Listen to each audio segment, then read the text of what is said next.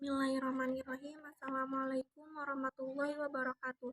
Nama saya Trianovianti, NIM 2014-200049. Di sini saya akan menjawab kuis 2A. Untuk pertanyaan yang pertama, ceritakan sejarah dari pasar modal. Sejarah pasar modal. Aktivitas pasar modal dimulai sejak tahun 1912 di Jakarta.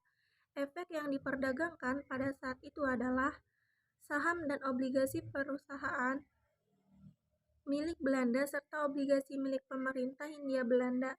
Aktivitas ini berhenti pada Perang Dunia Kedua. Memasuki era kemerdekaan, Bursa Efek diaktifkan kembali dengan diterbitkan obligasi pemerintah Republik Indonesia tahun 1950.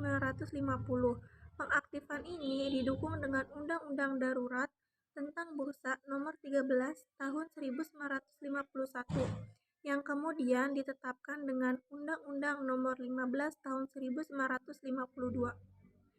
Untuk meningkatkan pasar modal, pemerintah membentuk Badan Pelaksanaan Pasar Modal (BAPEPAM) yang untuk kemudian menjadi Badan Pengawas Pasar Modal. Untuk merangsang perusahaan melakukan emisi, pemerintah memberikan keringanan atas pajak perseroan sebesar 10% sampai 20% selama 5 tahun sejak perusahaan yang bersangkutan go publik. Selain itu, untuk investor warga negara Indonesia yang membeli saham melalui pasar modal tidak dikenakan pajak, pendapatan atas capital gain, pajak atas bunga, dividen, dan royalti, dan pajak atas nilai saham atau bukti penyertaan modal. Untuk pertanyaan yang kedua, jelaskan perbedaan pegadaian syariah yang dilaksanakan oleh bank syariah dengan lembaga pegadaian syariah. Perbedaan bank syariah dan pegadaian syariah mungkin terlihat dari cara pengelolaannya. Untuk pegadaian syariah sendiri, mekanisme operasional pegadaian syariah dapat digambarkan sebagai berikut.